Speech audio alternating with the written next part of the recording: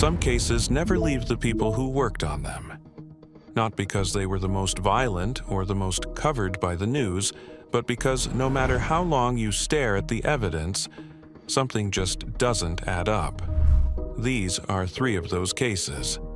Welcome to Primetime Crime. Warning, viewers' discretion is advised. The Gareth Williams case, 2010, London, UK. There is a quiet street in Pimlico, one of London's more genteel neighborhoods, full of white stucco buildings and garden squares where well-dressed people walk small dogs in the morning. Alderney Street doesn't look like the kind of place where unspeakable things happen. It looks like the kind of place where nothing happens at all. But on the afternoon of August 23, 2010, police officers let themselves into a top-floor flat at number 36 and walked into one of the most baffling, disturbing, and endlessly debated mysteries in modern British history. The flat belonged to the government. It was used to house intelligence staff, people who work in the shadows, people whose jobs don't get discussed at dinner parties. The man living there was 31 years old. His name was Gareth Williams. And when the officers moved through the flat, past the drawn curtains and the eerie tidiness, past the furniture sitting perfectly in place, they followed a smell. It led them to the ensuite bathroom off the main bedroom. Inside the bathtub was a red North Face sports bag. It was zipped shut and padlocked from the outside. The key to the padlock was not hanging nearby, it was inside the bag. And inside the bag was Gareth Williams, naked, curled up, and dead. His body had been there for days. To understand why this death stunned not just Britain but the world, you have to understand who Gareth Williams was. And the more you learn about him, the harder the mystery becomes to explain away. He grew up in Valley, a small village on the Isle of Anglesey off the northwest coast of Wales. Welsh was his first language. He was, by all accounts, quiet and private. A country boy who loved the outdoors, loved cycling, and loved long walks.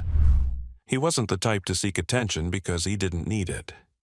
What he had, instead, was a mind that operated on a level most people can barely imagine.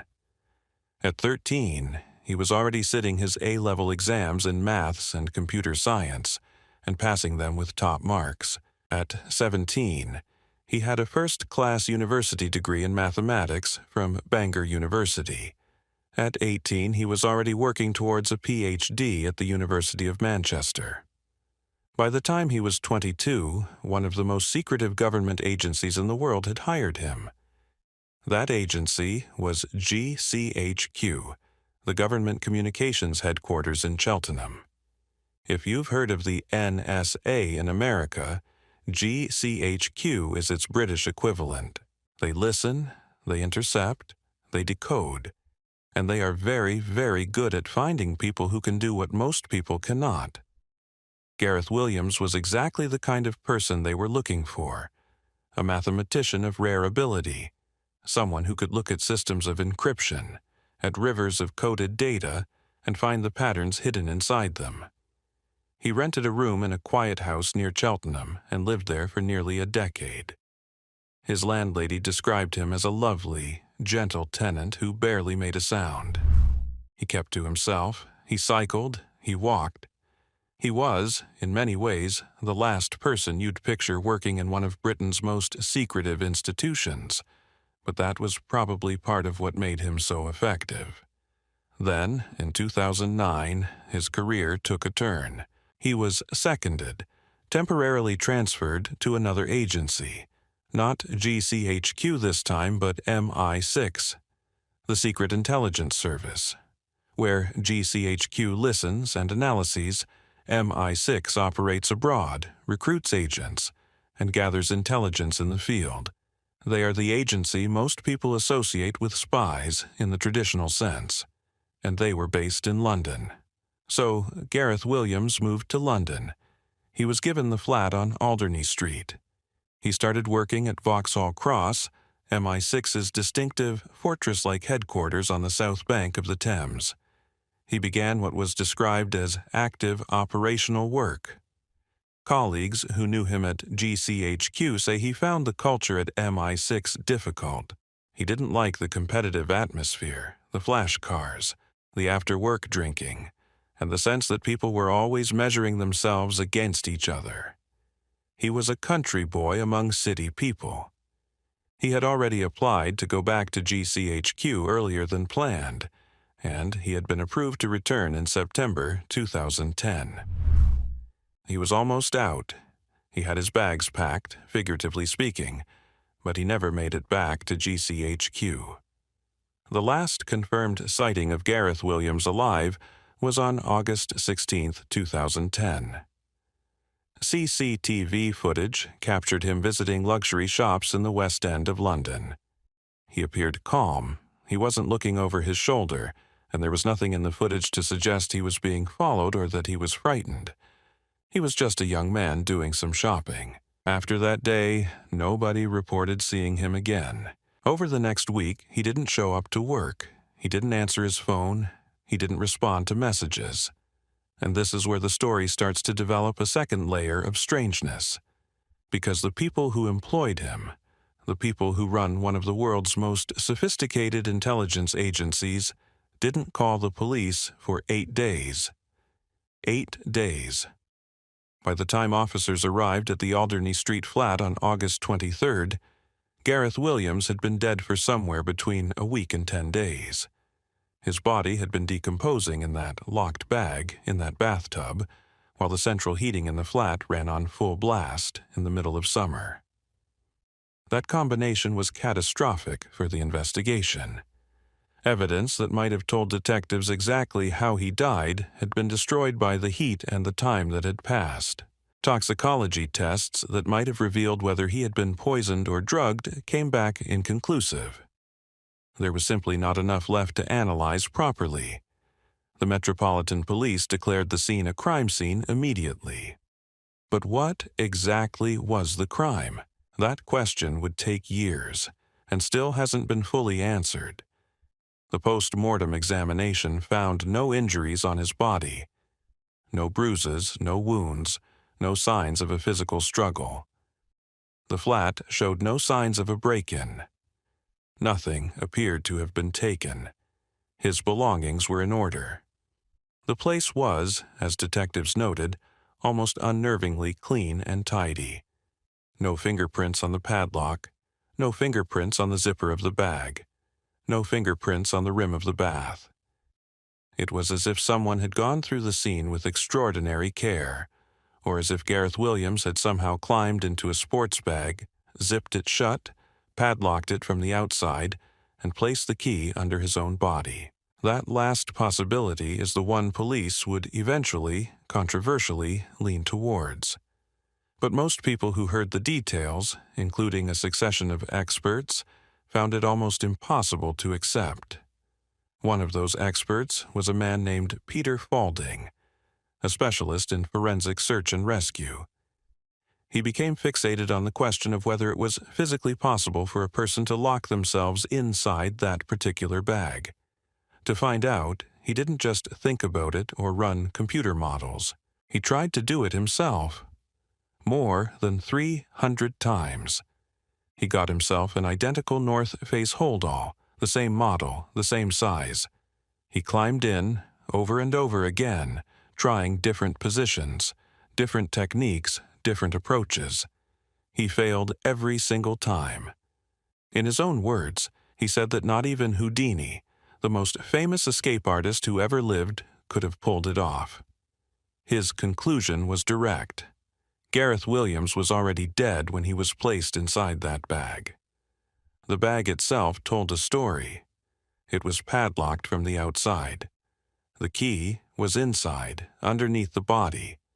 Even if you could somehow contort yourself into a bag of that size, even if you could somehow reach back out and pull the zip shut, you cannot padlock something from the outside while you are on the inside. The physics simply don't allow it. And yet there were no other fingerprints. No DNA from another person was found on the bag, on the padlock, on the zip. Nothing.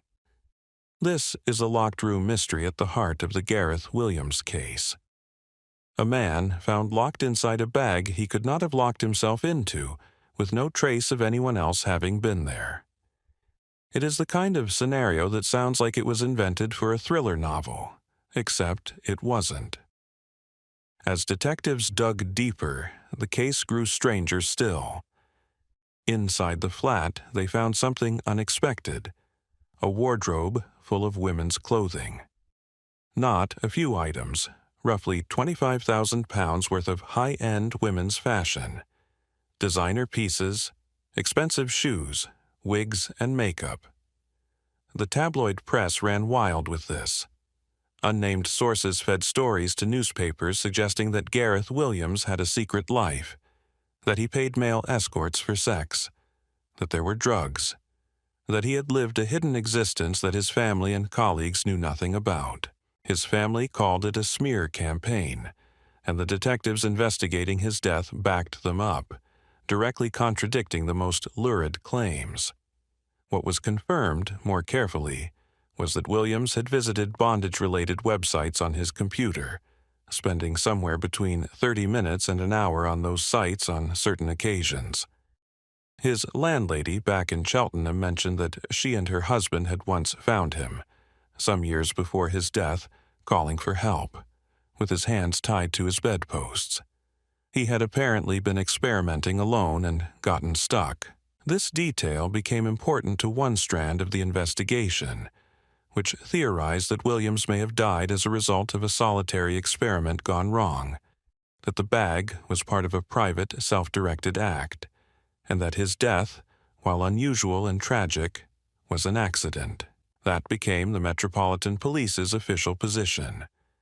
Their reinvestigation, after the inquest, concluded that Williams probably died alone, that there was no evidence of another person being present, and that his death, while deeply strange, was most likely accidental.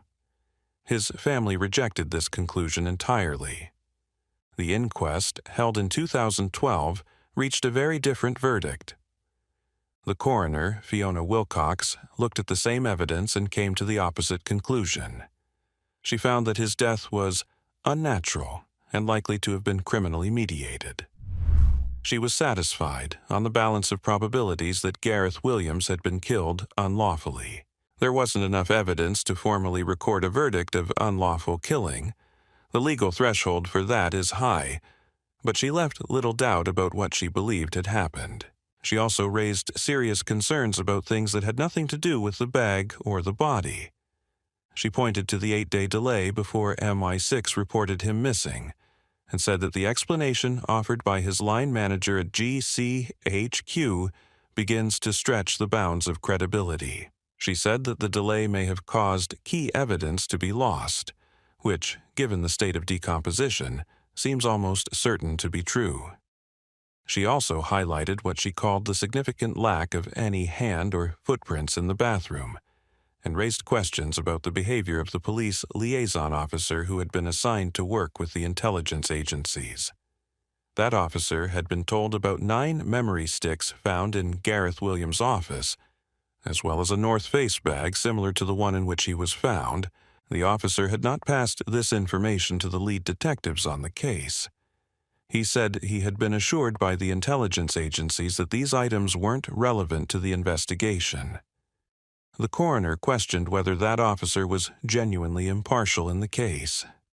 The intelligence agencies, meanwhile, cooperated as little as they felt they could. This is not unusual. MI6 and GCHQ operate under a culture of secrecy so deep that it is institutional, structural, built into how they function. But in the context of a young man's unexplained death, their reticence took on a different meaning. The coroner noted the limited cooperation. The Williams family's solicitor said that his employers had failed to make even the most basic inquiries about his whereabouts and welfare.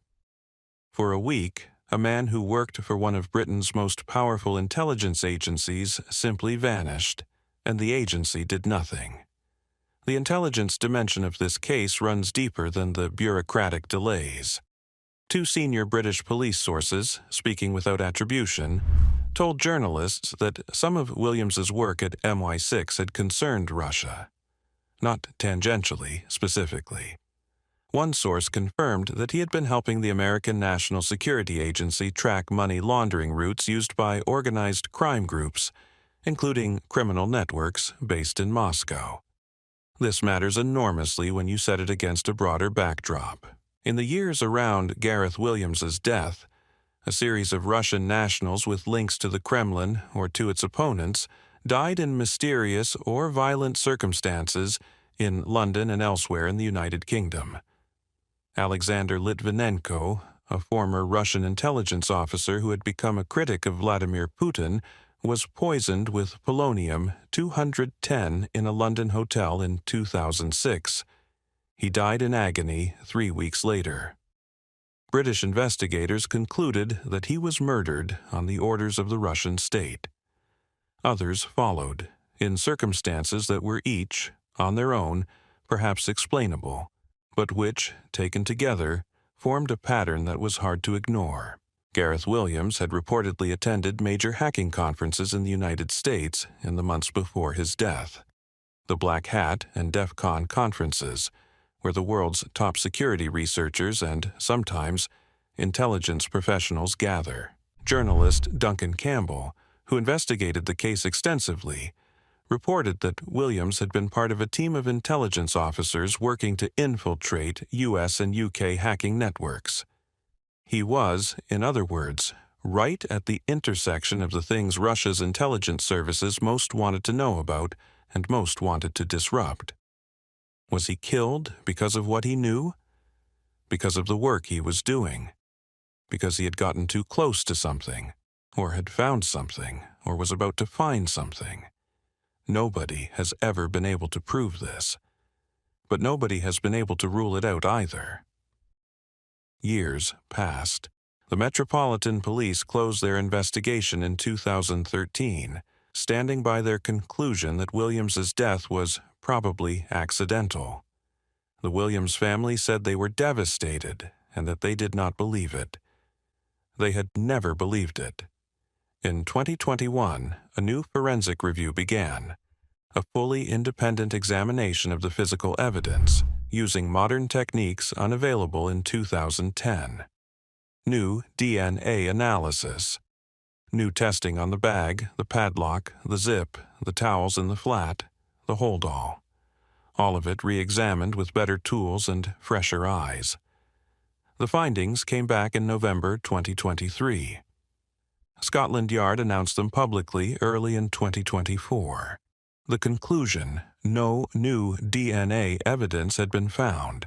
No unknown DNA on the bag, no unknown DNA on the padlock, no unknown DNA anywhere in the flat that could not be accounted for. No new leads, no new lines of inquiry.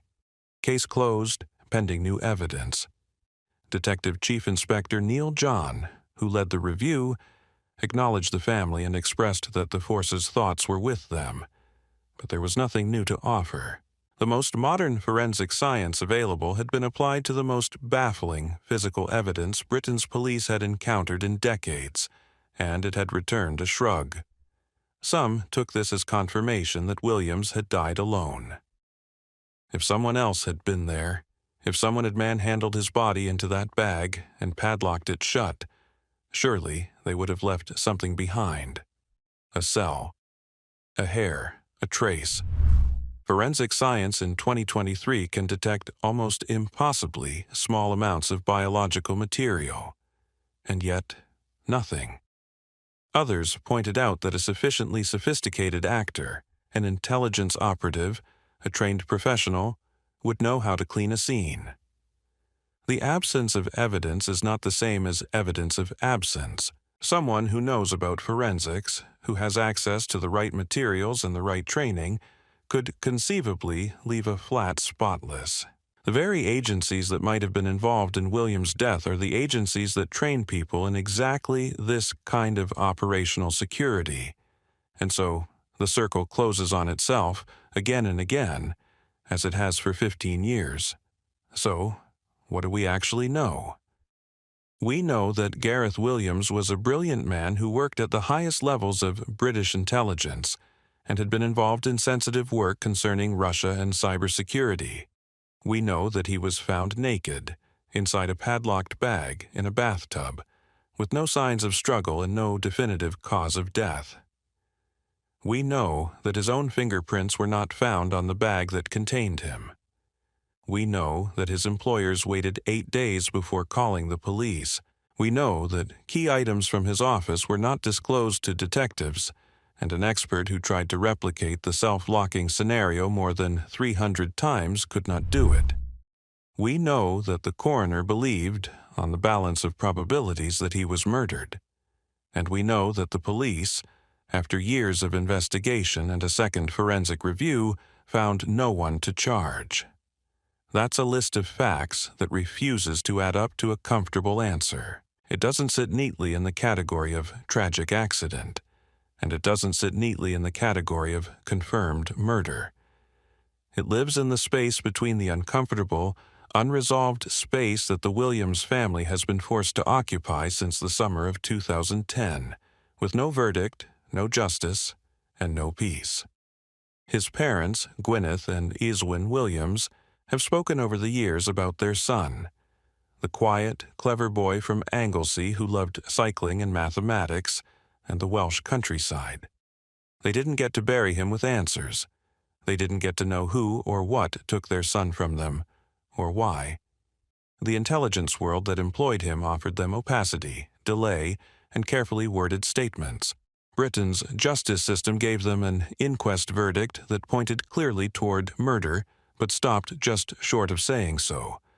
And the police gave them a conclusion that contradicted the coroner, and asked them, in effect, to accept that their son climbed into a bag and locked himself inside. They never accepted it. Most people who have looked closely at this case understand why. The Gareth Williams case has been called one of the strangest unsolved deaths in British history. It has inspired television dramas, spawned hundreds of articles, and attracted the attention of investigators, journalists, and amateur sleuths from around the world. It was loosely adapted into a BBC television series called London Spy, where a spy's partner is found dead inside a locked trunk, an almost direct retelling of the central image that defines this case. But behind all the intrigue and the television adaptations and the theorizing, there is a real person. A 31-year-old man from a small village in Wales, who was extraordinarily gifted, who kept to himself, who loved the outdoors, who was counting down the days until he could leave London and go back to the countryside and the quiet life he preferred. He was 3 weeks away from that. 3 weeks from stepping out of the shadows and back into the world he actually wanted. He never got there. The red bag is the image that has defined this case for 15 years. A locked bag in a bathtub in a government flat in Pimlico, with a dead man inside and a key underneath him, and no fingerprints anywhere that shouldn't be there. It is an image that seems designed, almost deliberately, to be impossible to explain, and perhaps that's exactly what it is. Perhaps the most important thing about the Gareth Williams case is not the mystery itself. It is what the mystery reveals about the world he inhabited, a world of secrets stacked on top of secrets, where the truth is not necessarily something the institutions involved want to surface, and where the gap between what is known and what is told can be very wide indeed.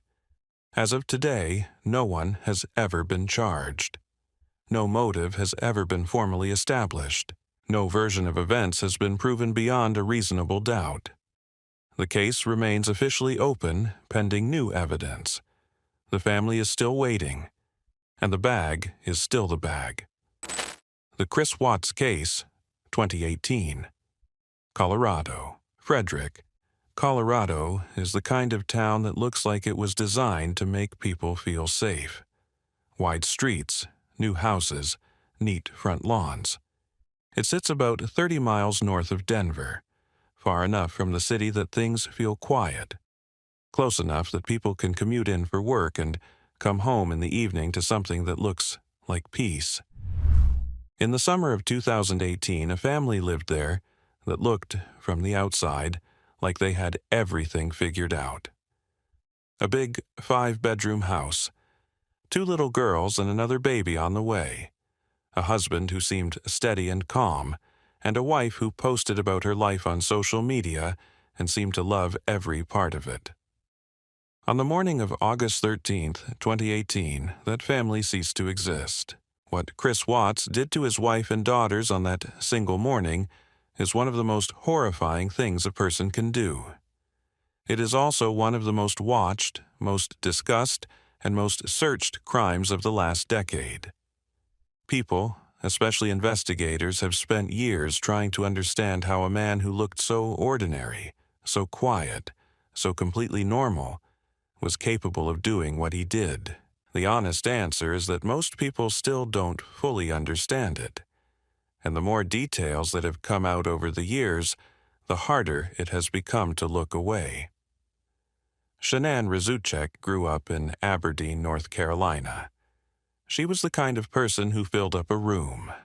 Loud in the best way, warm, funny, relentlessly optimistic. She had been through real hardship, including a serious health condition called lupus, and she had come out of it with the attitude that life was short and she was going to make the most of it. She married Chris Watts in November 2012, and by all visible accounts, she loved him deeply and completely. Chris Watts grew up in Spring Lake, North Carolina, not far from where Shanann was raised. They met in 2010. He was quiet where she was loud, reserved where she was open. People who knew him described him as gentle, easygoing, the kind of guy who never seemed to get angry. His own mother would later say, tearfully, that she still loved him. His co-workers remembered him as polite, reliable, nobody special but nobody troubling either. He was, in every external sense, completely unremarkable. They built a life together in Colorado. They bought a house at 2825 Saratoga Trail in Frederick, a big house, bigger than their finances could really support. They had their first daughter, Bella, in December 2013. They had their second daughter, Celeste, nicknamed Cece, in July 2015. The same year Celeste was born, the family filed for bankruptcy. They had nearly $450,000 in debt and a combined income around $100,000. Chris worked for Anadarko Petroleum as a field operator. Shanann sold wellness products through a company called Lavelle, working from home and building a following on Facebook where she shared her life freely, posting videos of the girls, talking about the products she sold, showing the world a picture of a happy, busy, loving family. That picture was not entirely false, but underneath it, things were falling apart in ways that most people close to them didn't see. In the weeks before the murders, Shanann and Chris had been having serious problems. Shanann had noticed that something was off with her husband. He seemed distant. He didn't want to be touched. He had started going to the gym obsessively and had lost a lot of weight in a short period of time. When Shanann tried to talk to him about their marriage, he shut down. She was worried. She told her friends she was worried. In texts and calls that would later be released publicly, she wrote that she didn't know who her husband was anymore. She was 15 weeks pregnant with their third child, a boy they had already named Nako, and she was trying to hold her marriage together while her husband was slipping away from her in a way she couldn't explain. She couldn't explain it because she didn't know the real reason. Chris Watts had been having an affair. Her name was Nicole Kessinger. She was 30 years old and worked as an environmental consultant at a company contracted to Anadarko. She and Chris met at work in the summer of 2018. When they first got together outside of work, Chris told her he was in the final stages of a divorce. He wasn't wearing a wedding ring, and so she had no reason to believe he was lying. She thought he was attractive, soft-spoken, and a good listener. She described him as someone who was easy to be around. What Nicole Kessinger didn't know was that Shanann was pregnant. What she didn't know was that Chris had no divorce pending, that he had never filed any paperwork, that he was very much still a married man living with his wife and daughters. She was being deceived. When the truth came out later, she cooperated fully with police. But in the summer of 2018, she was simply a woman who had met a man she liked and who believed what he told her. For Chris Watts, the affair seems to have become everything. He was texting Kessinger constantly, making plans, researching vacation destinations, and looking at jewelry.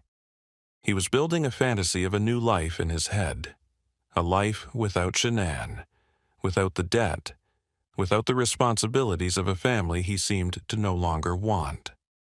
What he wanted was a clean start, and at some point he decided the only way to get it was to take it. In the early hours of August 13th, 2018, Shanann came home from a work trip.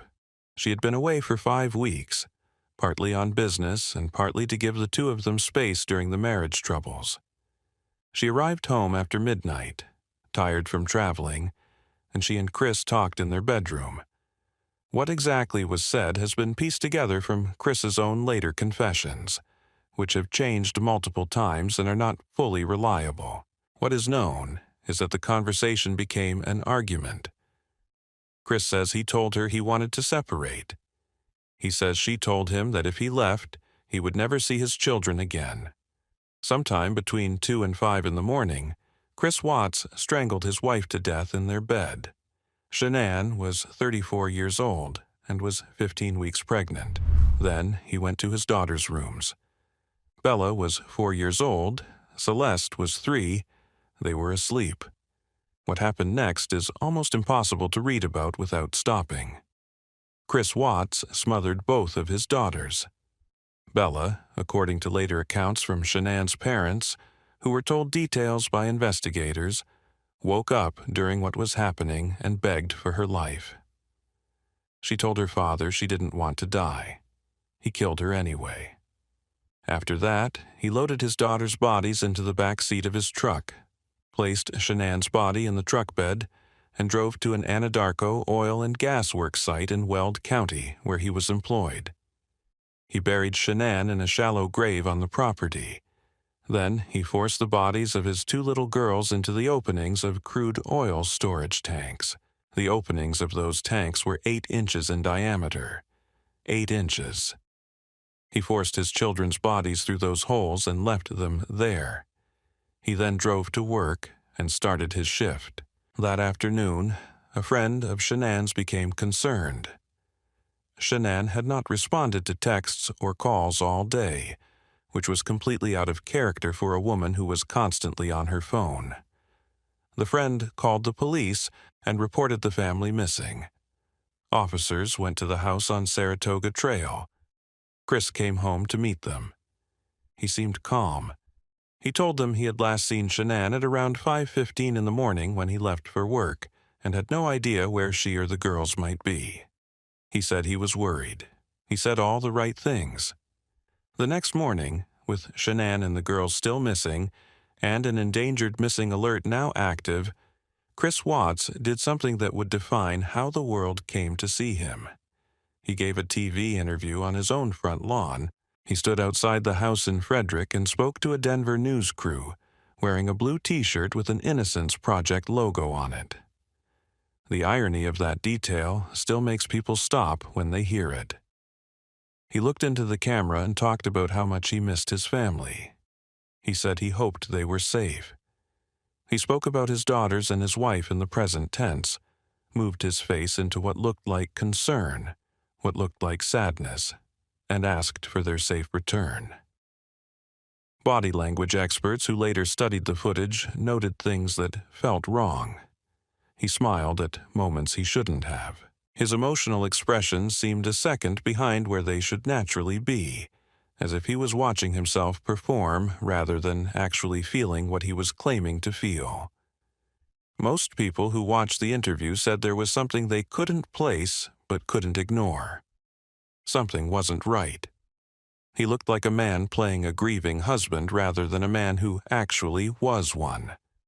Later that same day, a neighbor's security camera footage was reviewed by investigators. It showed Chris loading items into his truck in the early hours of August 13th, including what appeared to be the bodies of his daughters. The footage wasn't perfectly clear, but it was enough to shift the investigation sharply toward the man who was still standing on his lawn, telling television cameras he had no idea what happened to his family. On August 15th, 2 days after the murders, investigators brought Chris Watts in for a polygraph test. He failed it. Then detectives sat across from him and told him directly that they knew he was lying. They told him the footage existed. They brought his father, Ronnie Watts, into the room, and in a recorded conversation, Chris told his father that Shanann had killed the girls, and that he had strangled Shanann in a fit of rage when he discovered what she had done. This was a lie. It was the first of several versions of events that Chris Watts would offer over the following months and years, each one shifting blame, each one containing a slightly different story about who did what and why. Investigators didn't believe him. They knew enough by then to know that the man in front of them had killed his entire family. Shortly after, Chris Watts broke down and told detectives where the bodies were. He said they were at that first location I went to that day. Officers went to the Anadarko site. They found Shanann in a shallow grave close to a storage tank, while Bella and Celeste were found inside the oil tanks. The medical examiner concluded that Shanann had been strangled, and that Bella and Celeste had been smothered. The investigators who processed the scene at the oil site that day requested trauma counseling afterward. Finding Shanann was difficult enough, but the oil tanks and what had been done to get the girls inside them was something that veterans of the force said they were simply not prepared for. Several of them have spoken in interviews over the years about how that particular detail, more than anything else, was the thing they could not leave at work. Chris Watts was arrested on August 15, 2018, 2 days after he murdered his family. What followed was a legal process that moved with unusual speed, partly because the evidence was overwhelming, and partly because of a decision made by Shanann's family that surprised many people. Shanann's parents, Frank and Sandy Ruchek, told prosecutors they did not want the death penalty sought against Chris Watts. Sandy Ruchek, in a statement that will stay with anyone who reads it, said she didn't want another death. She said his life was between him and God, and she prayed God would have mercy on him. On November 6, 2018, Chris Watts pleaded guilty to 9 charges, including 3 counts of first-degree murder. He also pleaded guilty to unlawful termination of a pregnancy for the death of the unborn baby Nico. He received 5 life sentences, 3 to be served back-to-back with no possibility of parole, plus an additional 48 years for the pregnancy termination charge and 36 years for tampering with a deceased body. At the sentencing, the judge looked at Chris Watts and called it the most cruel and inhumane crime he had handled in thousands of cases over his career. Chris sat at the defense table with his head down, his leg bouncing. He barely looked up. He said nothing. The case didn't end with sentencing. In February 2019, a few months after arriving in prison, Chris Watts agreed to sit down for a 5-hour follow-up interview with investigators. He had found religion in prison, or said he had, and wanted to, in his words, come clean. What came out of that interview added details that hadn't been part of the original confession, and made the picture even darker. He admitted that he had planned the murders in advance, not for days, but for weeks.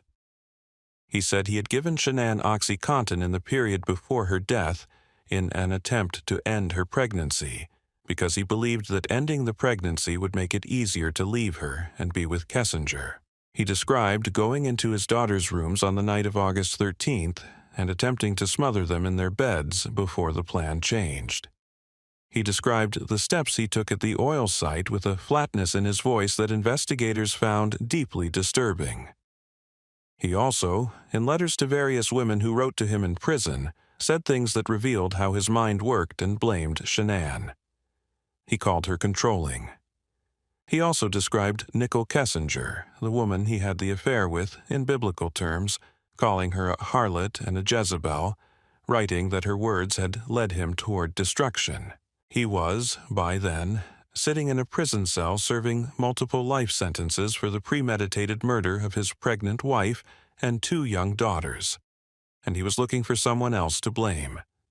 In one letter, he wrote what he called a prayer of confession, describing how he had been led astray. The words were written in the language of a man who saw himself as a victim of his own crimes. Nicole Kessinger cooperated with police from the beginning. She gave interviews, provided text messages, and was never charged with any crime. She had not known what Chris Watts truly was, and had been lied to at every step. In the years since, she has largely disappeared from public life, and there has been no indication she had any knowledge of what was coming. The question that people keep coming back to is the one that has no satisfying answer. Why? Not why in the legal sense, because investigators and prosecutors put together a clear enough picture of the motive. He wanted out of his marriage. He wanted to be with another woman, and he did not want to pay child support or go through a divorce or lose the house or give up the version of himself he was trying to build. All of those things are true, but they are the reasons of an extraordinarily selfish person, not the reasons of a murderer. Millions of people want out of their marriages every year. They get divorced, they move out, they start again, but they don't murder their children. Criminologists who study what they call family annihilation, the killing of an entire family, usually by the husband or father, point to certain patterns. These men often see their families not as separate people with their own lives and value, but as possessions, extensions of themselves. When they decide they want a different life, they don't think about separating from their family. They think about erasing it. They think, in a deeply broken way, that the only path forward is total destruction of what came before. Chris Watts fit this pattern in some ways and broke it in others. He had no known history of violence. There was no record of abuse, no police calls to the house, no pattern that friends or family could point to afterward and say they should have seen it coming. Even Shanann's friends, who knew the marriage was in trouble and knew something was badly wrong, did not see this coming. Nobody did. He was that invisible. What Chris Watts had, instead, was a capacity for deception that was nearly total. He lied to his wife about the affair and to his girlfriend about being married. He lied to police, to television cameras, to his own father. He sat on his front lawn and performed grief for a news crew while his wife and daughters lay buried at the oil site miles away. That level of deception does not come from nowhere. It is not the act of a man who snapped, and when confronted with a situation he found inconvenient, decided to simply remove it and then pretend it hadn't happened. That is what makes the Chris Watts case so hard to process. Not the chaos of it, because there was no chaos. It was quiet and controlled and calculated. What makes it hard is the ordinary face it wore, the house in the suburb, the girls with the nicknames, the social media posts about the happy family, the blue t-shirt on the front lawn, all of it perfectly assembled to look like normal life, right up until it wasn't. Shanann Watts was 34 years old. She was funny and loud, and she loved her girls fiercely. She was 15 weeks pregnant with a son she had already named and already loved. She came home from a business trip in the middle of the night and walked back into her house and her life, and within hours she was gone. Bella was 4 years old. She liked to dance. She told her father she didn't want to die. Celeste was 3 years old. She was called Cece. She was still small enough that her body fit through an 8-inch hole. Nico, never got to be born. Shanann's parents, Frank and Sandy Zhuchek, have had to live with all of this. They have had to live with the knowledge of how their daughter died, of what was done to their granddaughters, of what kind of man Chris Watts actually was behind the face he showed the world. Sandy Zhuchek stood in a courtroom and told him she was praying for God to have mercy on him. That kind of grace is almost beyond comprehension given what she had lost. Chris Watts is currently housed at Dodge Correctional Institution in Wisconsin, a maximum security prison. He was moved there for his own safety because even in prison, killing children is considered the lowest thing a person can do. He is kept away from the general population. Other inmates, according to prison sources, want nothing to do with him. He writes letters to women who contact him, and he continues to reshape the story of his own life in ways that center his suffering. He will never leave prison. He will die there. The house on Saratoga Trail was eventually sold at auction. The neighborhood moved on, the way neighborhoods do because life continues even after something terrible happens inside a place. But the people who loved Shanann and Bella and Celeste don't get to move on in the same way. They carry it permanently. The BC Severed Feet Mystery, 2007 to present. British Columbia, Canada. The Pacific Northwest is one of the most beautiful places on Earth. The coastline of British Columbia runs for thousands of miles, cutting through deep inlets, wrapping around hundreds of islands, pulling back to reveal rocky beaches where the forest meets the water. Seabirds circle above the tide line. Seals rest on the rocks. It is a place that looks clean and ancient and untouched. It is also a place where, on a summer morning in 2007, a young girl went for a walk on a beach and found something that would set off one of the strangest, longest-running, most unsettling mysteries Canada has ever seen. She found a shoe. Not just a shoe, though. A blue and white Adidas sneaker, men's size 12, sitting on the shoreline of Jedediah Island as if someone had simply left it there. She picked it up, looked inside, and what she found inside that shoe would be the beginning of a story that is still not fully finished today. There was a human foot inside it, still attached to part of the ankle, still largely intact, wearing a sock. She screamed. Jedediah Island sits in the Strait of Georgia, the long stretch of water that separates the British Columbia mainland from Vancouver Island. It is quiet there, remote, the kind of place where people come to camp and hike and get away from the noise of the city. It is not the kind of place where you find human remains. And yet, on August 20th, 2007, that is exactly what happened. The Royal Canadian Mounted Police were called. The foot was collected, photographed, bagged as evidence. Officers tried to make sense of it. The working theory was that it was a boating accident, a drowning, something that could be explained. British Columbia is surrounded by water and every year people die in it.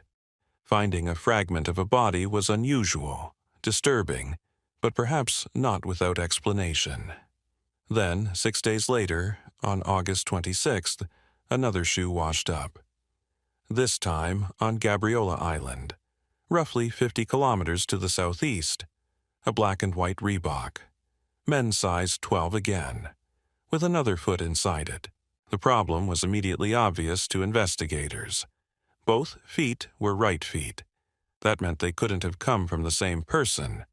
Two different people had their feet wash up, 6 days apart, on two different islands. The chances of that happening by accident were extraordinarily small.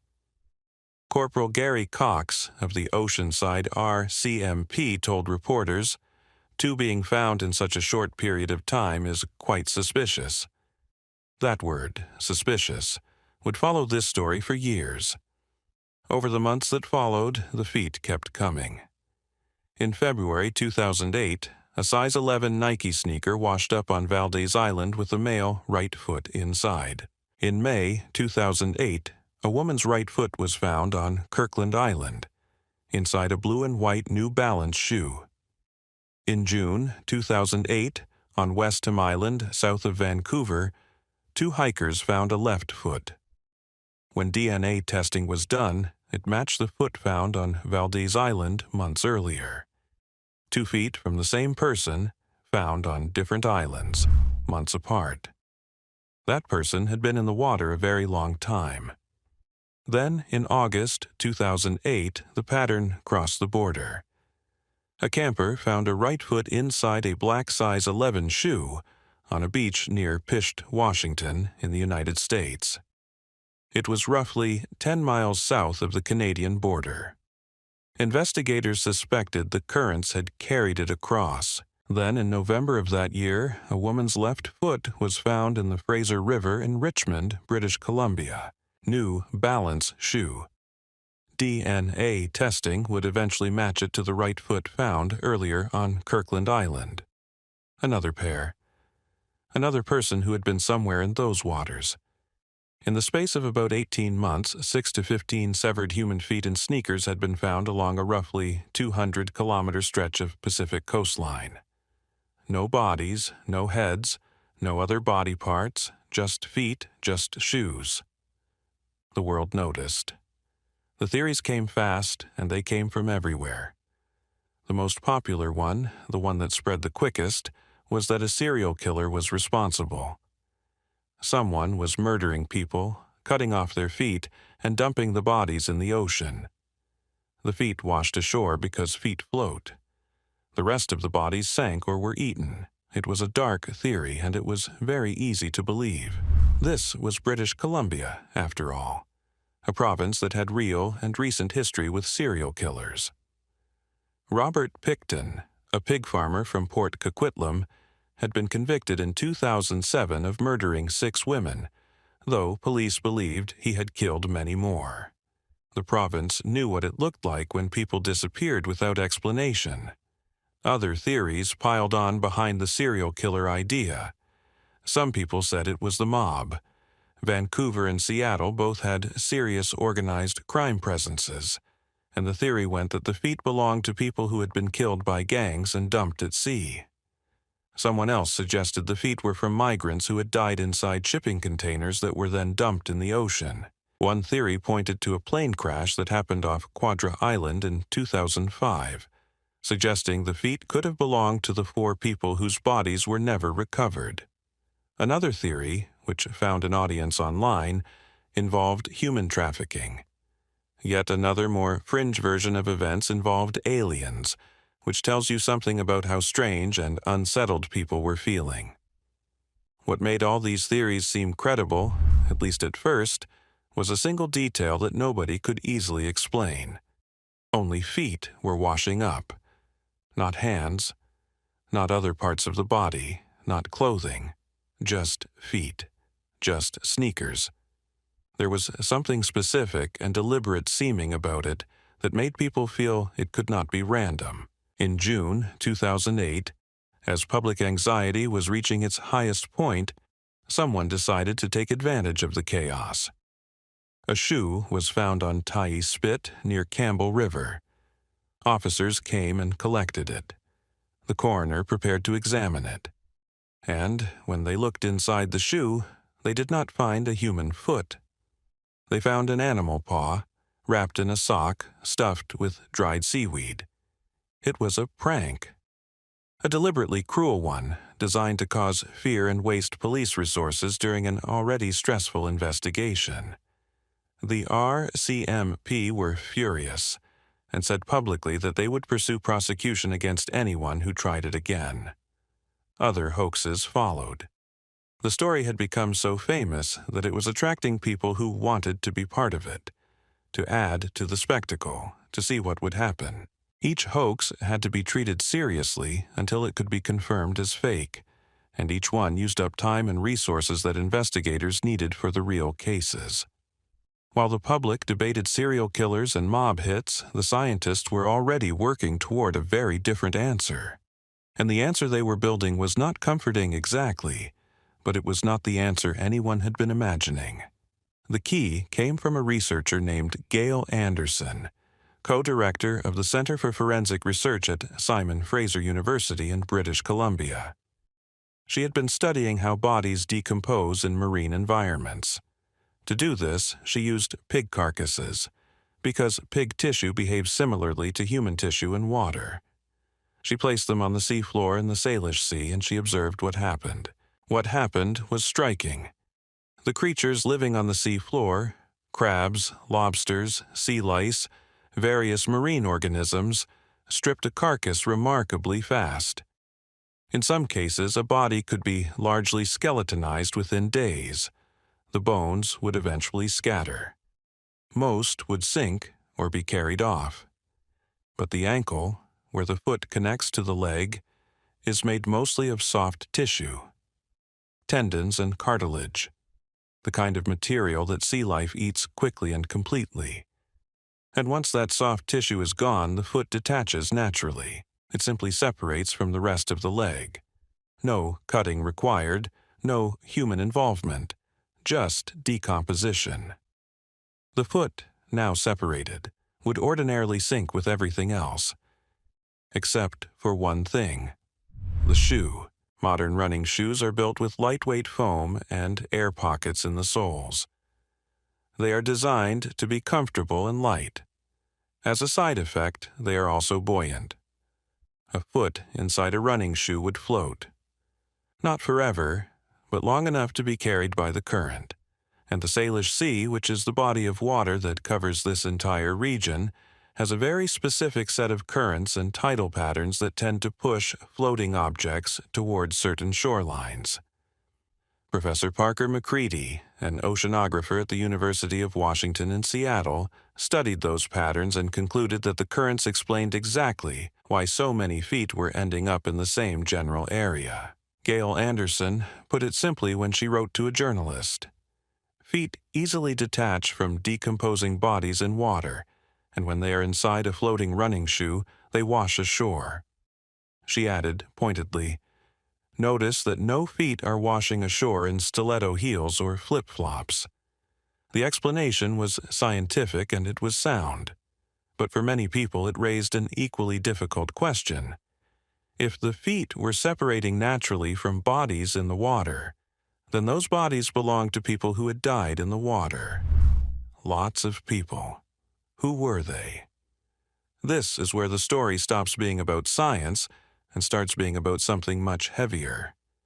DNA testing on the feet, combined with work by the British Columbia Coroner's Service and the RCMP, eventually identified most of them. And the picture that emerged was not one of mob violence or trafficking or plane crashes. It was quieter than that, and in many ways more painful. The first foot found on Jedediah Island was eventually traced to a man who had been missing since 2004. He had a history of depression. Investigators believe he went into the water in the Fraser River area and drowned. His foot found its way to a beach on a remote island more than 3 years after he disappeared, still inside his shoe, preserved enough to be tested, identified, and returned to a name. A woman's foot found on Kirkland Island in May 2008, and her matching left foot found in the Fraser River that November were traced to a woman who had jumped from a bridge. Her family had been waiting for years. Now there was confirmation, if not comfort. One of the feet found in 2011 inside a hiking boot on Sasamat Lake was traced back to a fisherman named Stefan Zahorujko, who had gone missing in 1987 while fishing alone. His boat was believed to have capsized. He had been in that lake for more than 20 years. His foot, inside his boot, had eventually worked its way free and floated to a shore where someone found it. He was 65 years old when he disappeared. His family received news of his identification in 2011, nearly a quarter century after he was last seen. Another foot was identified as belonging to a 23-year-old man from White Rock, British Columbia. He had schizophrenia and had stopped taking his medication, which triggered a severe breakdown in the winter of 2008. His father had taken him to see a psychiatrist just days before he went missing. The last time anyone saw him, he was in his car near a bridge over the Fraser River. These were not victims of a killer. These were people who had fallen through the cracks of life, people who had been suffering in ways that led them to the water, or people who simply had accidents in a part of the world where water is everywhere, and the seafloor is a very final destination. They were missing persons. They were people their families had been grieving, often for years, with no answers and no bodies. And then a shoe would wash up on a beach somewhere, and the long silence would be broken. The Salish Sea is a complicated body of water. It covers roughly 18,000 square kilometers and encompasses dozens of connected channels, inlets, and straits spread across British Columbia and Washington State. It is beautiful, but also, as anyone who has worked on it knows, unforgiving. Fishing vessels capsize. Ferries cross it in fog. Bridges cross over its rivers and tributaries high above the water. The region has one of the highest rates of bridge-related deaths in North America. Vancouver's major bridges, as well as bridges over the Fraser River and various other waterways, have long been sites of tragedy. All of this fed into the phenomenon. The water around British Columbia was receiving more bodies than most people realized, not from murder, but from the full weight of human suffering, from accidents and illness and despair. Most of those bodies never came back. The ocean floor kept them. But the feet, inside their buoyant rubber shoes, made their way back to the surface, carried by currents that moved in predictable patterns, depositing them on the beaches and riverbanks where people walk their dogs and their children. By 2017, the British Columbia Coroner's Service had concluded that in every case they had examined, there was no evidence of foul play. The feet had not been cut from the bodies. There were no tool marks on the bones, no saw marks, no signs of anything that a person had done deliberately.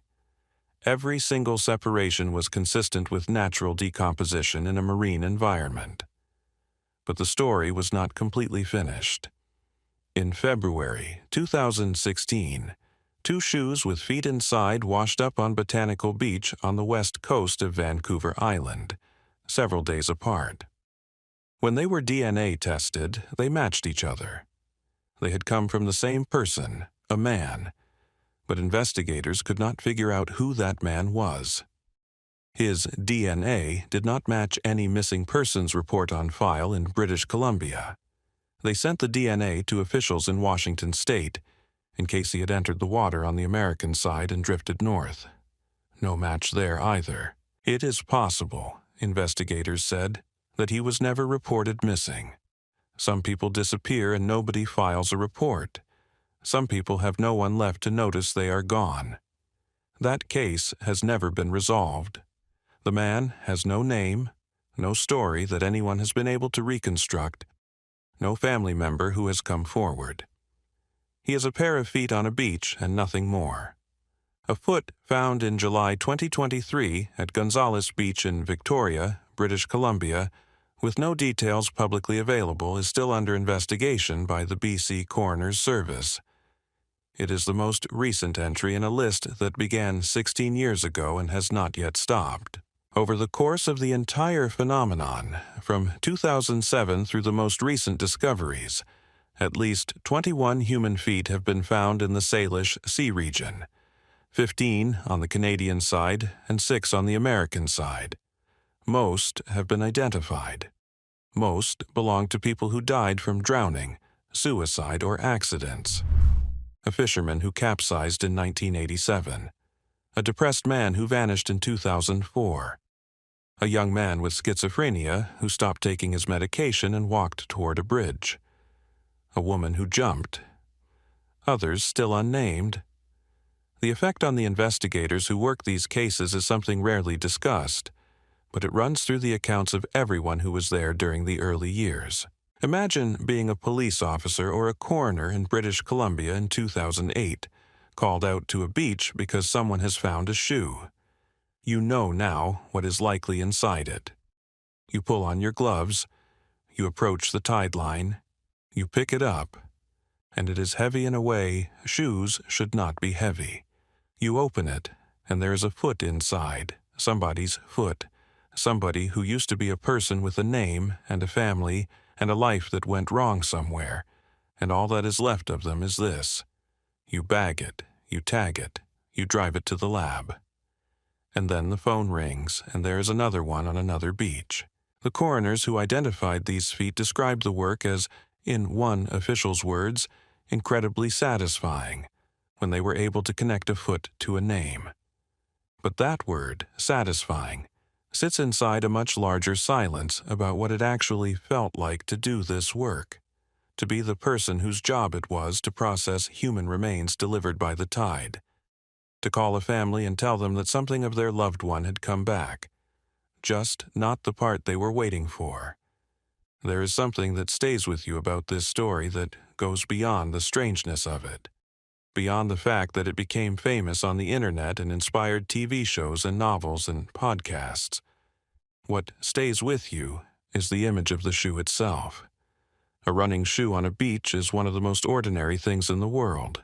People lose shoes all the time. They wash up from boats, from beach parties, from kids playing near the water. Nobody thinks anything of a shoe on a beach. And yet, in British Columbia, for the last 16 years, a shoe on a beach means something different. It means someone stops. Someone looks more carefully. Someone thinks about whether to call the authorities. The coast is over 27,000 kilometers long. There are thousands of beaches. And on some of them, at random intervals, the ocean gives back a small piece of someone it has been holding. The science behind the phenomenon is well understood now. The forensic explanation has been confirmed by researchers at 2 major universities, validated by coroners, and accepted by the RCMP. The feet separate naturally. The shoes float. The currents do the rest. There is no serial killer. There never was. But the science only explains the mechanism. It does not explain the loneliness of a fisherman alone on a lake in 1987 when his boat goes over. It does not explain the despair of a young man sitting in his car by a bridge in the winter. It does not explain what it costs a family to wait for news year after year, and to receive, eventually, a phone call about a shoe. The Salish Sea keeps its secrets well. It is cold and deep and vast, and it has been receiving human beings for as long as human beings have lived near it. Every so often, it returns a small piece of what it was given, wrapped in rubber and foam, set loose on a current, carried to a beach where the morning tide leaves it at the feet of someone out for a walk.